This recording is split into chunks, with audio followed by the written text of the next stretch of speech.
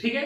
उस पदार्थ का प्रतिरोध तेजी से घटकर शून्य होने का जो प्रोसेस है, उस स्थिति में उस चालक से प्रवाहित धारा का मान क्या हो जाता है, अधिकतम हो जाता है। यह पूरी घटना क्या कहलाती है आपके पास में, अतिचालकता कहलाती है। ठीक, चलो भाई अब अपन बात करेंगे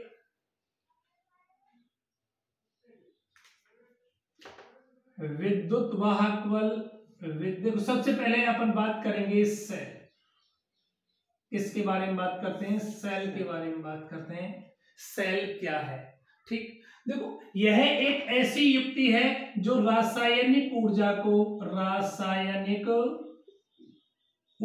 को कौन सी ऊर्जा में कन्वर्ट करता है, विद्युत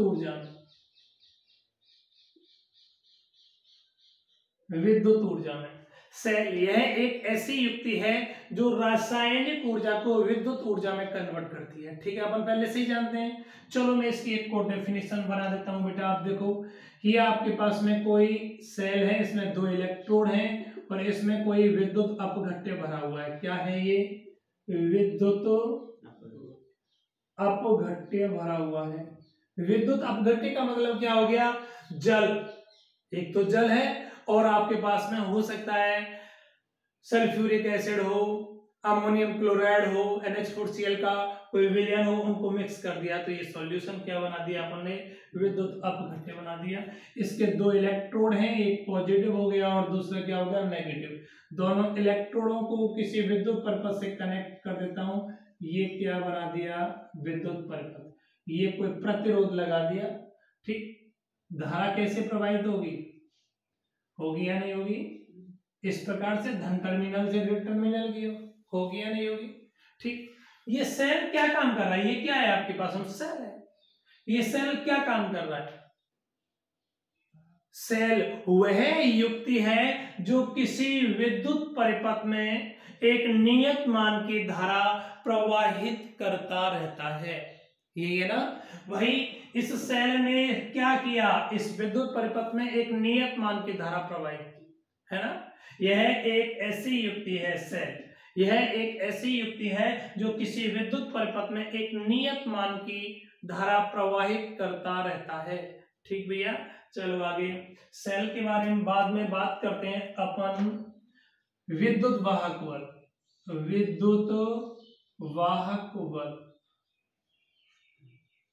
बेटा 2 चीज होती हैं, एक तो विद्युत वाहक बल होता है आपके पास और एक होता है टर्मिनल वोल्टता। दोनों लगभग सेम हैं लेकिन थोड़ा सा वेरिएशन है।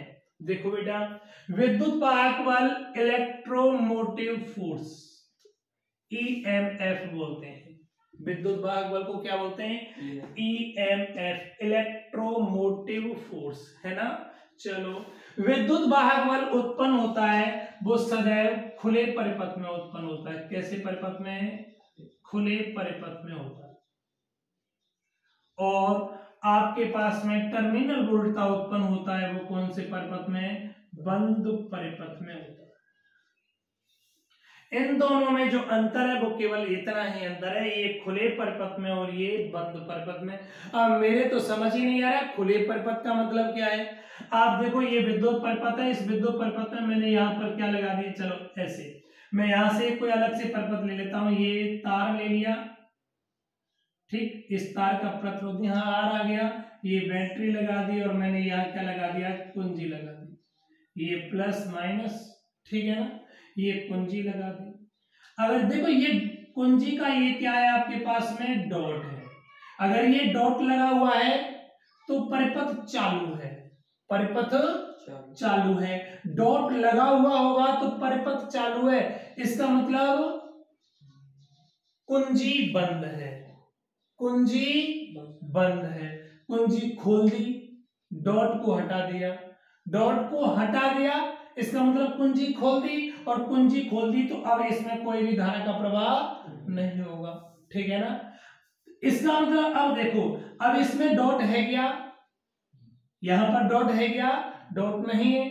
जब डॉट नहीं है तो ये परिपथ हो गया खुला परिपथ। कैसा, खुला परिपथ, और खुले परिपथ में धारा का प्रवाह नहीं होता है। खुले परिपथ में धारा का प्रवाह नहीं होगा, है ना। अब अगर मैं यहाँ डॉट लगा देता हूं तो अब अपन के पास में कौन सा परिपथ आ जाएगा, ये बंद परिपथ आ जाएगा, और बंद परिपथ में धारा का प्रवाह होता है। ठीक है बेटा, खुले परिपथ और बंद परिपथ का मतलब आ गया समझ। मैंने बोला विद्युत वाहक बल खुले परिपथ में होता है और टर्मिनल वोल्टता बंद परिपथ में उत्पन्न होते हैं। इसका मतलब क्या है, यहां धारा का प्रवाह नहीं होगा और यहां पर धारा का प्रवाह होगा, यही मतलब है ना। चले आगे, चले।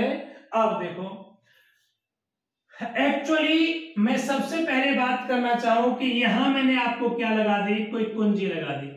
मैं किसकी बात कर रहा हूं, विद्युत वाहक बल की बात कर रहा हूं, ईएमएफ की बात कर रहा हूं, ठीक है ना। किसी खुले परिपथ में, बोलो खुला परिपथ है या नहीं, किसी खुले परिपथ में आवेश को एक स्थान से दूसरे स्थान तक, आवेश यहां से यहां तक जाएगा, जाएगा नहीं जाएगा, केवल यहां से यहां तक ही जाएगा, आगे आवेश जाएगा क्या, आगे आवेश नहीं जाएगा तो आगे धारा का प्रवाह नहीं करेगा, करेगा क्या। इसका मतलब आवेश केवल यहां से यहां तक जाएगा जहां तक कुंजी लगी हुई है ना। कोई समस्या, या ऐसा भी हो सकता है ये आपके पास में कौन है, कोई सेल है जिसमें विद्युत अपघट्य भरा हुआ है, जिसके 2 इलेक्ट्रोड हैं, है ना, एक प्लस है और दूसरा माइनस है। अब आपके पास इलेक्ट्रॉन होंगे, वो इलेक्ट्रॉन कहां जा रहे हैं, यहां से केवल यहां तक, सिरे तक ही जाएंगे। इस इलेक्ट्रोड के अंदर ही गति करेंगे, बाहर नहीं जाएंगे, क्यों, परिपथ लगा ही नहीं है क्या। इसका मतलब ये कैसा परिपथ हो गया, खुला परिपथ। इसके टर्मिनल कैसे हो गए, खुले हुए, है ना, खुले टर्मिनल हो गए, हुए या नहीं हुए।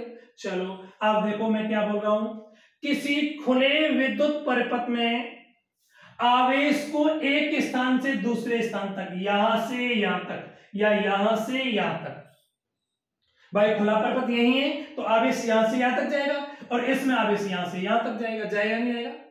किसी खुले परिपथ में आवेश को एक स्थान से दूसरे स्थान तक ले जाने में किया गया कार्य और उस आवेश का अनुपात क्या कहलाता है, विद्युत वाहक बल कहलाता है। क्या कहलाता है, विद्युत वाहक बल कहलाता है। किसी खुले परिपथ में आवेश को एक स्थान से दूसरे स्थान तक ले जाने में किया गया कार्य और उस आवेश का अनुपात क्या कहलाता है, विद्युत वाहक बल कहलाता है। क्या कहलाता है बेटा, विद्युत वाहक बल। विद्युत वाहक बल का मात्रक क्या होगा आपके पास में, वोल्ट होगा। क्या होगा, वोल्ट। इसका मतलब विद्युत वाहक बल वास्तव में 2 बिंदुओं के मध्य का विभवांतर है ना। चले आगे, चलो मैं यहां कंडीशन डाल दूं, इफ Q का मान 1 कूलम, देन EMF का मान कितना होगा, W होगा या नहीं होगा, पक्की बात। अगेन मैं वापस और स्टैंडर्ड डेफिनेशन इसको डिफाइन करता हूं, देखिएगा। विद्युत वाहक बल की बात कर रहा हूं तो मेरे समझ नहीं आ रहा, खुला परिपथ है या बंद परिपथ है, खुला परिपथ है। मैं विद्युत वाहक बल को डिफाइन कर सकता हूं, किसी खुले परिपथ में आवेश को एक स्थान से दूसरे स्थान तक ले जाने के लिए किया गया कार्य किसके बराबर होगा, विद्युत वाहक बल के बराबर होगा। होगा या नहीं होगा, है। और देखो मजा नहीं आया, किसी खुले परिपथ में एकांक धनावेश को, आवेश कितना है, 1, किसी खुले परिपथ में एकांक धनावेश को एक स्थान से दूसरे स्थान तक ले जाने में किया गया कार्य कितना होगा, उसके विद्युत वाहक बल के तुल्य होगा। होगा, वापस देखिएगा, किसी खुले परिपथ में एकांक धनावेश को एक स्थान से दूसरे स्थान तक ले जाने में किया गया कार्य, या किसी खुले परिपथ में एकांक धनावेश को एक स्थान से दूसरे स्थान तक ले जाने के लिए आवश्यक ऊर्जा, भाई किया गया कार्य ऊर्जा की एक माप होती है, आवश्यक ऊर्जा उसके विद्युत वाहक बल के तुल्य होगी। होगी या नहीं होगी, ठीक है ना। अपन कैसे डिफाइन करेंगे, किसी खुले परिपथ में एकांक धनावेश को एक स्थान से दूसरे स्थान तक ले जाने के लिए किया गया कार्य उस सेल के विद्युत वाहक बल के तुल्य होगा, है ना। विद्युत वाहक बल सदैव सेल के टर्मिनलों, सेल के खुले टर्मिनलों के मध्य उत्पन्न होता है ना। अब इसको डिफाइन करता हूं, टर्मिनल वोल्टता को वो करें। कैसा? बंद परिपथ होगा, खुला परिपथ होगा? बंद परिपथ होगा। देखो ये कैसा परिपथ है? बंद परिपथ है। मैं यहां डिफाइन करता हूं, किसी बंद परिपथ में आवेश को एक टर्मिनल से दूसरे टर्मिनल तक, बंद परिपथ होगा तब एक टर्मिनल से दूसरे टर्मिनल तक आवेश जाएगा, जाएगा नहीं जाएगा? चलो, किसी बंद परिपथ में आवेश को एक टर्मिनल से दूसरे टर्मिनल तक ले जाने के लिए किया गया कार्य, ले जाने के लिए किया गया कार्य और उस आवेश का अनुपात। किसी बंद परिपथ में आवेश को एक टर्मिनल से दूसरे टर्मिनल तक ले जाने में किया गया कार्य और उस आवेश का अनुपात उन दोनों टर्मिनलों के मध्य टर्मिनल वोल्टता के तुल्य होगा। इसका मात्रक भी क्या होता है बेटा? वोल्ट होता है। दोनों का मात्रक क्या होता है? वोल्ट होता है। ठीक है ना? यहां मैं Q का मान वही पहले जैसे कुलान कर दूं तो V बराबर क्या मिलेगा? W। अर्थात एकांक धनावेश को बंद परिपथ में एक टर्मिनल से दूसरे टर्मिनल तक ले जाने में किया गया कार्य उस सेल की टर्मिनल वोल्टता के तुल्य होगा। टर्मिनल वोल्टता सदैव बंद परिपथ में उत्पन्न होती है, जबकि विद्युत वाहक बल सदैव खुले परिपथ में उत्पन्न होता है। बोलो कोई समस्या, कोई दिक्कत? चले आगे, कोई दिक्कत हो रही है? आगे एक बार मैं रिपीट करता हूं, विद्युत वाहक बल कहां उत्पन्न होगा? खुले परिपथ में। टर्मिनल वोल्टता कहां उत्पन्न होगी? बंद परिपथ में, है ना? ठीक। टर्मिनल वोल्टता सेल बंद परिपथ में सेल के दोनों टर्मिनलों के मध्य, है ना? और विद्युत वाहक बल खुले परिपथ में सेल के दोनों टर्मिनलों के मध्य विभवांतर को डिनोट करता है। यह भी एक विभवांतर है, इसका मात्रक भी वोल्ट है। क्या है? विभवांतर। ठीक है ना? लेकिन ये बंद परिपथ में और ये खुले परिपथ। ठीक, याद रखिएगा सदैव E is greater than V होता है। विद्युत वाहक बल का मान उसके टर्मिनल वोल्टता से क्या होता है? ज्यादा होता है। विद्युत वाहक बल का मान उसकी टर्मिनल वोल्टता से क्या होता है? ज्यादा होता है। याद रखना, ठीक है ना? विद्युत वाहक बल एक इसकी सेल्फ पावर है। टर्मिनल वोल्टता कब उत्पन्न हो रही है? जब आपका आवेश एक टर्मिनल से दूसरे टर्मिनल तक पहुंच गया। इसका मतलब इसकी कुछ एनर्जी लॉस हो गई ना, तब यहां विभव उत्पन्न हुआ, वो वाला टर्मिनल वोल्टता है। Always E is greater than क्या होगा? V होगा। ठीक है बेटा, E इज ग्रेटर देन क्या होगा? V होगा। अगेन एक बार याद रखिएगा, आपके पास विद्युत वाहक बल है, वो क्या है? किन्हीं दो बिंदुओं के मध्य विभवांतर है। किन्हीं दो बिंदुओं के मध्य विभवांतर, ये था ना खुले परिपथ में, यही था ना खुले परिपथ में, क्या है? विभवांतर है। वास्तव में विद्युत वाहक बल कोई बल नहीं होता, ये क्या होता है? विभवांतर होता है। लेकिन प्राचीन काल में इसका नाम क्या दे दिया गया था? विद्युत वाहक बल नाम दे दिया था। तब नहीं जानते थे कि ये क्या है, इसको समझते नहीं थे, वैसे नाम दे दिया। मतलब इसके बारे में पूर्णतः नॉलेज नहीं थी कि वास्तव में ये एक विभव है। इसको नाम उस टाइम, इस विभव को नाम क्या दे दिया गया? विद्युत वाहक बल दे दिया। इसीलिए आज भी इसको अपन विद्युत वाहक बल पढ़ते हैं, लेकिन वास्तव में यह क्या है? विभवांतर। ये किसी भी प्रकार का कोई बल नहीं है। ठीक है ना? चलो बेटा, एक चीज और होता है, देखो आपके पास सेल का आंतरिक प्रतिरोध क्या है? सेल का आंतरिक प्रतिरोध, internal resistance of cell. Cell का आंतरिक प्रतिरोध, सेल का आंतरिक प्रतिरोध। ठीक, सेल का आंतरिक प्रतिरोध देखिएगा आप, ये कौन था? आपका सेल था, और ये इसमें क्या भरा हुआ था? विद्युत अपघट्य।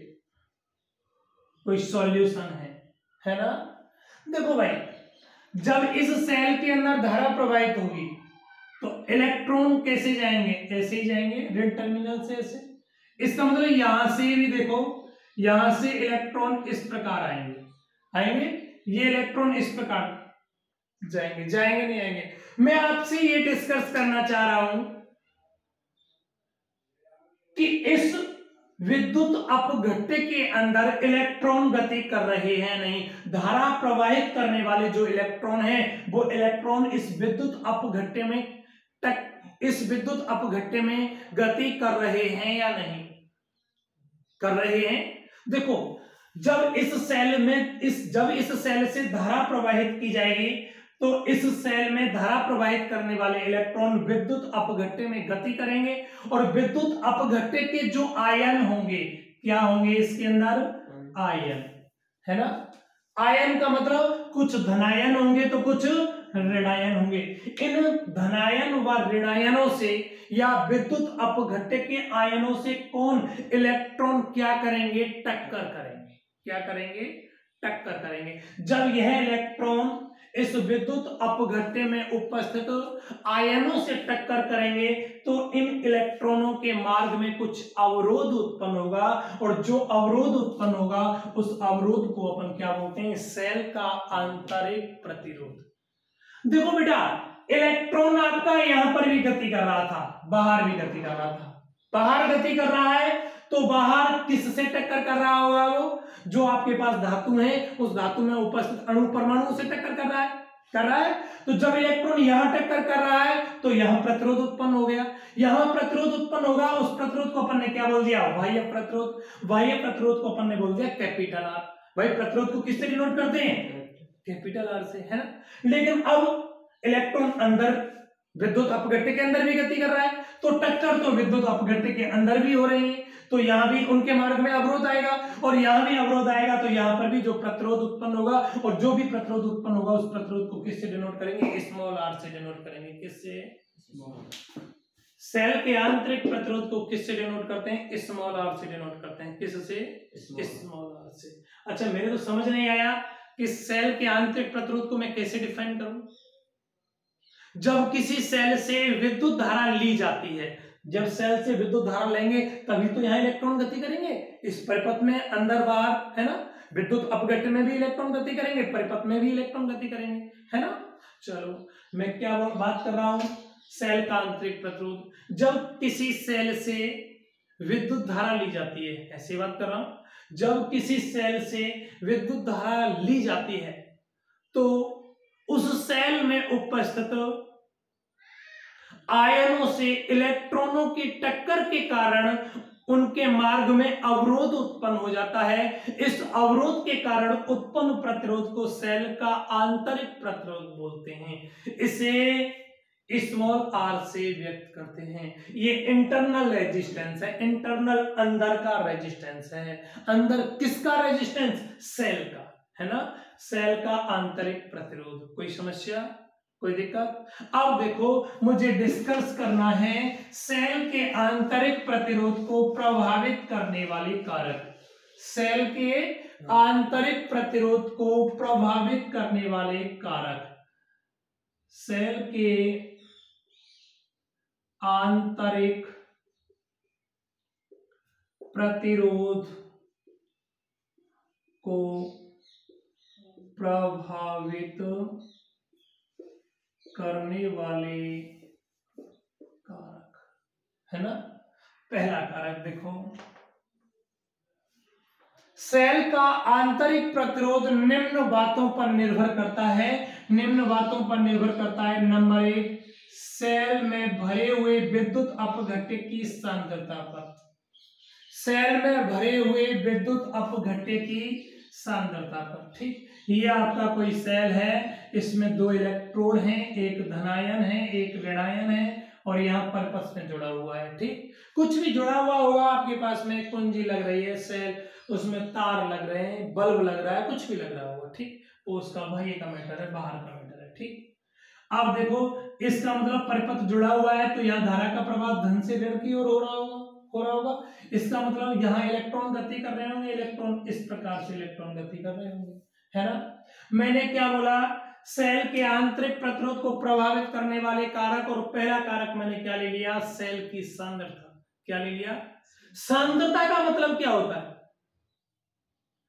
भाई? आपने ये विद्युत अपघट्य बनाया था, आप सोचो ये विद्युत अपघट्य क्या है? H2O+ NH4Cl का सॉल्यूशन है, अमोनियम NH4Cl का सॉल्यूशन है, अमोनियम क्लोराइड का सॉल्यूशन है, ठीक है ना। आप देखो इस जल के अंदर जितना अमोनियम क्लोराइड ज्यादा मिलाएंगे, है ना, तो इस विद्युत अपघट्य की सांद्रता उतनी ही क्या होगी, अधिक होगी, है ना, यही है ना। अगर NH4Cl की मात्रा इसमें कम डालोगे तो सांद्रता कम होगी, NH4Cl की मात्रा ज्यादा डालोगे तो सांद्रता क्या होगी, ज्यादा होगी, है ना। ऐसे मैं ये बात करना चाह रहा हूं कि अगर मैं इसके अंदर बहुत ज्यादा मात्रा में NH4Cl डाल दिया तो इसका मतलब इसकी सांद्रता क्या होगी, ज्यादा होगी।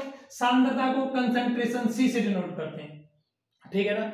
जब मैं इसकी सांद्रता में वृद्धि करूंगा, सांद्रता बढ़ाने का मतलब तीर का निशान ऊपर की ओर, घटाने का मतलब नीचे की ओर, है ना। चलो, जब मैं इस सेल में भरे हुए विद्युत अपघट्य की सांद्रता में वृद्धि करूंगा, सांद्रता में क्या हो रही है, वृद्धि हो रही है, उस वाली कंडीशन में इलेक्ट्रॉन तो अभी भी गति करेंगे यहाँ, उस वाली कंडीशन में इन इलेक्ट्रॉनों की इस विद्युत अपघट्य में टक्कर पहले की तुलना में बढ़ेगी या कम होगी, बढ़ेगी, है ना। क्या है, देखो इलेक्ट्रॉन पहले भी गति कर रहे थे, विद्युत अपघट्य में पहले भी टक्कर कर रहे थे, लेकिन जब कम सांद्रता थी तो टक्कर कम कर रहे थे, कम आयन उत्पन्न थे, कम आयनों से टक्कर कम होगी। लेकिन अगर आप यहाँ सांद्रता बढ़ा दोगे तो यहाँ आयनों की संख्या ज्यादा हो जाएगी, तो यहाँ ये इलेक्ट्रॉन उन आयनों से ज्यादा मात्रा में टक्कर करेंगे, और ज्यादा मात्रा में टक्कर करेंगे तो यहाँ प्रतिरोध का मान भी क्या हो जाएगा, बढ़ जाएगा, है ना। इसका मतलब क्या हो गया बेटा, सेल का आंतरिक प्रतिरोध R is directly proportional C, है ना। सेल में भरे हुए विद्युत अपघट्य की सांद्रता में वृद्धि करने पर सेल के आंतरिक प्रतिरोध के मान में क्या होती है, वृद्धि होती है। यही बात हो रही है ना। चले आगे, चलो भाई अगला पॉइंट, धारा पर। सेल से ली जाने वाली धारा पर आप सोचो, एक बार मैं इस सेल से कम मात्रा में धारा ले रहा हूं, कम मात्रा में धारा ले रहा हूं तो इस सेल के अंदर इलेक्ट्रॉन कम मात्रा में गति कर रहे होंगे, है ना। और जब कम मात्रा में इलेक्ट्रॉन यहां गति करेंगे तो सेल के अंदर भी कम मात्रा में इलेक्ट्रॉन गति कर रहे होंगे। इसका मतलब जो कम मात्रा में इलेक्ट्रॉन यहां गति कर रहे हैं तो यहां टक्कर क्या होगी, कम। अगर मैं सेल से धारा अधिक मात्रा में धारा ले लूं, अधिक मात्रा में धारा लूंगा तो उस वाली कंडीशन में क्या होगा, इस तार के अंदर, परिपथ के अंदर ज्यादा मात्रा में इलेक्ट्रॉन गति करेंगे। इसका मतलब विद्युत अपघट्य में ज्यादा मात्रा में इलेक्ट्रॉन गति करेंगे, और जब ज्यादा मात्रा में इलेक्ट्रॉन गति करेंगे तो उस वाली कंडीशन में क्या होता है बेटा, यहां टक्करों की संख्या बढ़ जाएगी, और जब टक्करों की संख्या बढ़ेगी तो श्योर सेल के आंतरिक प्रतिरोध के मान में क्या हो जाएगी, वृद्धि हो जाएगी। क्या हो जाएगी। अब आपके माइंड में बात आ रही होगी, गुरुजी आप तो हमें ये बताओ ऐसे कैसे ऐसा है कि हम धारा कम ले रहे हैं, धारा ज्यादा ले रहे हैं। भैया आप सोचिएगा, बोर्ड आपके रूम के अंदर कोई बोर्ड लगा हुआ है लाइट का, ठीक, उसमें आपने कोई कम पावर वाले दो तार ले लिए, पतले पतले दो तारों से आप बल्ब जला रहे हो, बल्ब जल रहा है। बोलो ये तार कितनी धारा ले रहे हैं उस बोर्ड से, तारों में होकर कितनी धारा आ रही है, जितनी धारा आप बल्ब ले रहा है, बल्ब को आवश्यकता है उतनी धारा ले रहा होगा। आपने CFL लगा दी तो कम मात्रा में धारा ग्रहण कर रहा होगा, इसका मतलब उन तारों में आवेश कम मात्रा में होगा। अब आप CFL को हटा दो, वहां से आप हीटर लगा दो। जैसे हीटर लगाएंगे, आप ये बताओ जो आपके पास तार थे उन तारों की पावर कम थी, अब हीटर को एनर्जी क्या चाहिए, धारा क्या चाहिए, ज्यादा चाहिए, धारा ज्यादा मात्रा में, हीटर ज्यादा मात्रा में धारा ग्रहण करेगा, है ना। इसका मतलब ज्यादा मात्रा में इलेक्ट्रॉन कहां गति करेंगे, तार के अंदर। जब तार के अंदर ज्यादा मात्रा में इलेक्ट्रॉन गति करेंगे तो तार के अंदर टक्करों की संख्या बढ़ेगी, है ना, टक्करों की संख्या बढ़ेगी। इसका मतलब जब भी इलेक्ट्रॉन टक्कर करेगा तो वहां एनर्जी लॉस होगी, एनर्जी लॉस होगी, और एनर्जी लॉस होगी उस वाली कंडीशन में तार के प्रतिरोध के मान में बढ़ेगी, वृद्धि होगी, है ना। अपन अगर उस तार को टच करके देखेंगे तो तार क्या हो जाएगा, गर्म हो जाएगा। अगर 1-2 मिनट में मैं उस तार हीटर को हटा दूं तो तार सेफ बच जाएंगे, अगर मैं हीटर को चलने दूं तो तार जल जाएंगे, जलेंगे नहीं जलेंगे। वो क्यों जले, क्योंकि हीटर उन्हीं तारों के द्वारा उनकी औकात से ज्यादा, उनकी क्षमता से ज्यादा क्या ग्रहण कर रहा था, धारा ग्रहण कर रहा था, है ना। इसका मतलब क्या हो गया, हम किसी सेल से जितनी ज्यादा मात्रा में धारा ग्रहण करेंगे, जितनी ज्यादा मात्रा में धारा ग्रहण करेंगे तो उस सेल का आंतरिक प्रतिरोध उतना ही क्या होगा, अधिक होगा। सेल का आंतरिक प्रतिरोध small r is directly proportional क्या हो गया, I। ठीक है ना। दूसरा, तीसरा, दोनों इलेक्ट्रोडों के मध्य की दूरी पर, इलेक्ट्रोडों के मध्य की दूरी पर, ठीक है ना। इलेक्ट्रोड, एक इलेक्ट्रोड ये रहा, एक इलेक्ट्रोड ये रहा। आप ये बताओ मुझे, एक बार मैं इस इलेक्ट्रोड को यहां रख दूं तो इलेक्ट्रॉन केवल यहां से यहीं जाएगा, है ना। अब यहां टक्कर कर रहा होगा कुछ, है ना। एक बार इस इलेक्ट्रोड को मैं लेकर यहां लगा दूं, अब भी आपका इलेक्ट्रॉन यहां से यहां जाएगा, अब टक्कर करेगा। तो मैं ये पूछना चाह रहा हूं आपसे कि यह इलेक्ट्रॉन टक्कर कब ज्यादा करेगा, जब दोनों इलेक्ट्रोडों के मध्य की दूरी, दोनों इलेक्ट्रॉनों के मध्य की दूरी कैपिटल डी, ये दूरी ज्यादा होगी तो टक्करों की संख्या कम होगी या अधिक होगी, अधिक होगी।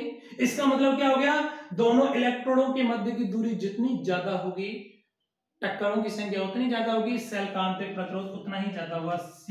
R is directly proportional D, होगा या नहीं होगा, है ना।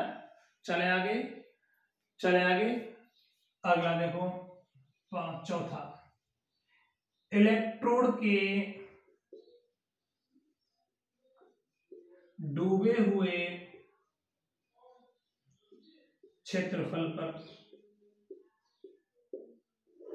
इलेक्ट्रोड के डूबे हुए क्षेत्रफल पर। अगला देखो, ये तो आपके पास में विद्युत अपघट्य था, ये आपने इलेक्ट्रोड डुबा दिए, धारा का प्रवाह हो रहा है, हो रहा है नहीं हो रहा है। देखो, जो भी इलेक्ट्रॉन आ रहे थे आपके पास में ऋण टर्मिनल से यहां आते हुए, तो जो इलेक्ट्रॉन आ रहे थे वो इलेक्ट्रॉन यहीं से विद्युत अपघट्य में बाहर निकलने लग जाएंगे, लगेंगे नहीं लगेंगे, लगेंगे। इसका मतलब आपके सोचो जितने इलेक्ट्रॉन आ रहे हैं वो सारे सारे इलेक्ट्रॉन इस एरिया में होकर बाहर निकल रहे हैं, किस में जा रहे हैं, विद्युत अपघट्य में जा रहे हैं या नहीं जा रहे हैं। एक बार मैं क्या कर देता हूं बेटा, जो आपके पास में ये विद्युत अपघट्य था, इस विद्युत अपघट्य का के अंदर जो इलेक्ट्रोड डूबे हुए हैं ये कम मात्रा में इलेक्ट्रोड डुबो दिया।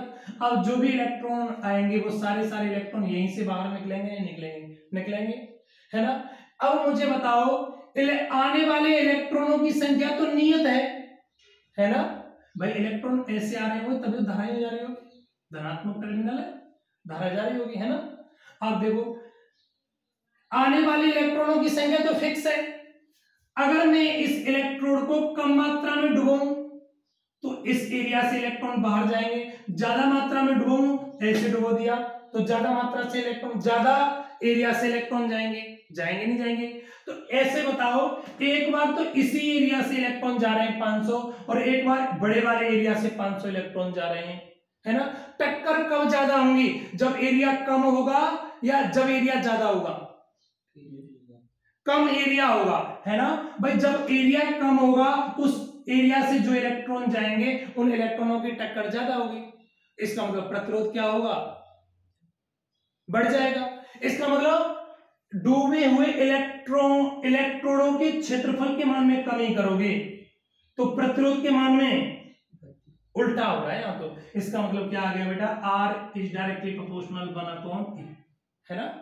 समीकरण 4 व्युत्क्रमानुपाती हो गया ये, ठीक है ना। अगला देखो, पांचवा, ताप पर।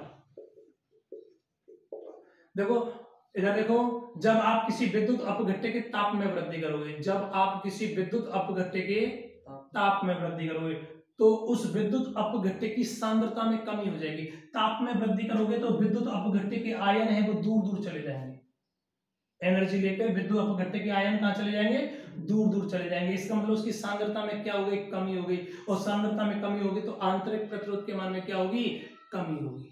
भाई सांद्रता में कमी होगी तो आंतरिक प्रतिरोध क्या होगा, कम होगा। आप सोचो, मैं विद्युत अपघट्य के ताप में क्या कर देता हूं, वृद्धि कर देता हूं। ताप में वृद्धि करोगे तो विद्युत अपघट्य के आयन दूर दूर जाएंगे, इलेक्ट्रॉन ऐसे जा रहा है एक टर्मिनल से दूसरे टर्मिनल पर, तो अब टक्करों की संख्या पहले की तुलना में क्या हो जाएगी, कम हो जाएगी। इसका मतलब क्या हो गया, आंतरिक प्रतिरोध R is directly proportional 1/T। समीकरण 5 होगा या नहीं होगा, होगा। समीकरण 1 2 3 4 5 से मैं बोल सकता हूं R is directly proportional CID/AT, ठीक। सेल का आंतरिक प्रतिरोध किन बातों को पर निर्भर करता है? सांद्रता पर, धारा पर, इलेक्ट्रोडों के मध्य की दूरी पर, इलेक्ट्रोड के डूबे हुए क्षेत्रफल पर और टेम्परेचर पर। ठीक है ना? आपको डायरेक्ट ये याद रखना है, CID/80 है ना। CID/80, C कंसंट्रेशन हो गया, I करंट हो गया, D डिस्टेंस, दोनों इलेक्ट्रोडों के मध्य की डिस्टेंस हो गई, A इलेक्ट्रोड का डूबा हुआ क्षेत्रफल हो गया, T टेम्परेचर हो गया। बोलो कोई समस्या? ठीक है ना? चले आगे। चलो, एक चीज और होती है मेरे पास में, यही सेल समीकरण। क्या है बेटा? सेल समीकरण। देखो,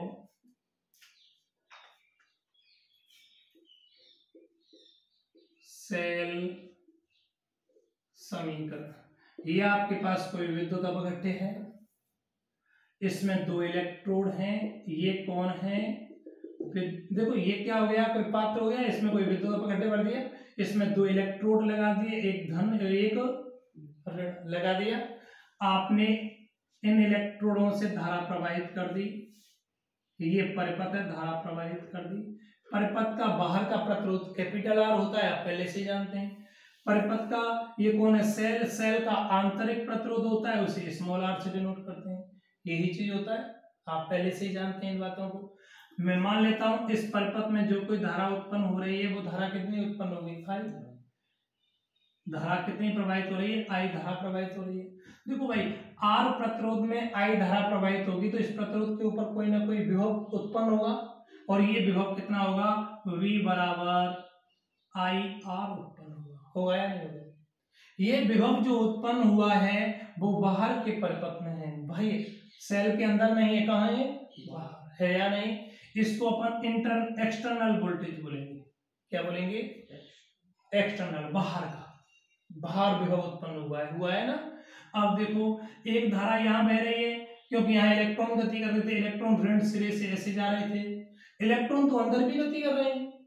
जब इलेक्ट्रॉन अंदर गति करेगा, याद रखना, इलेक्ट्रॉन अगर चालक में गति करेगा तो धारा चालक में प्रवाहित होगी, अगर इलेक्ट्रॉन निर्वात में गति कर रहा है तो याद रखना बेटा, धारा निर्वात में प्रवाहित होगी। कहां प्रवाहित होगी? धारा निर्वात में ही प्रवाहित होगी। ठीक है बेटा। अब देखिएगा, मैं क्या बात कर रहा था, जब इलेक्ट्रॉन आपका यहां से ऐसे ऐसे जाके इलेक्ट्रॉन ऐसे जा रहा है, अंदर सेल के विद्युत अपघट्य के अंदर कौन गति कर रहे हैं? इलेक्ट्रॉन। तो सेल के विद्युत अपघट्य में भी धारा का प्रवाह होगा। यहां भी कितनी धारा प्रवाहित होगी? I धारा। यहां I धारा प्रवाहित हो रही है, R प्रतिरोध है, तो इसके अंदर भी विभव उत्पन्न होगा। ये अंदर विभव उत्पन्न होगा, वो V, और V बराबर कितना होगा? I इंटू R, लेकिन R छोटा है ना। ये विभव उत्पन्न हो रहा है, वो इंटरनल विभव है। कौन सा है? इंटरनल विभव है। ठीक है ना। ये एक्सटर्नल विभव हो गया, ये इंटरनल विभव हुआ या नहीं हुआ? ये विद्युत अपघट्य के आयनों के मध्य जो कोई टक्कर, इलेक्ट्रॉनों की टक्कर हो रही थी, उस टक्कर के कारण यहाँ कोई अवरोध उत्पन्न हुआ, अवरोध के कारण यहाँ कोई विभव उत्पन्न हुआ, और एक विभव यहाँ उत्पन्न हुआ या नहीं हुआ? एक्चुअली ये दोनों विभव हैं, ये दोनों विभव उत्पन्न हो रहे हैं, ये दोनों विद्युत विभव सेल के विद्युत वाहक बल के बराबर होते हैं। मतलब क्या हो गया? सेल का विद्युत वाहक बल क्या होता है? E, और E बराबर क्या होगा आपके पास में? V external plus V internal, है ना। कोई समस्या? चले आगे। अब देखो, E विद्युत वाहक बल, V एक्सटर्नल का मान कितना होता है? IR, इंटरनल का मान कितना होता है? I इंटू स्मॉल आर, है या नहीं? आपका ओम का नियम क्या होता है? V बराबर IR, तो यहां लिख दो E बराबर V प्लस IR, इसको इधर भेज दो, E माइनस V बराबर IR। इसे सेल समीकरण कहते हैं। क्या कहते हैं बेटा? सेल समीकरण कहते हैं। ठीक। अगर आप सेल का आंतरिक प्रतिरोध निकालना चाहें तो सेल का आंतरिक प्रतिरोध स्मॉल r होता है, स्मॉल r बराबर E minus V upon I होता है। स्मॉल r का मान यहां से, स्मॉल r ही तो है, स्मॉल r का मान निकालोगे तो I अपॉन में चला जाएगा। नहीं साहब गुरुजी, हमें तो पता है I बराबर V अपॉन R होता है ना, तो आप I का मान रख दो, R बराबर E minus V upon V बटा आर, अपॉन का नीचे से ऊपर चला जाएगा, सेल का आंतरिक पद कितना होगा। बोलो कोई समस्या, कोई दिक्कत थोड़ी है। ठीक, चलो भाई धन्यवाद, आज के लिए पर्याप्त है।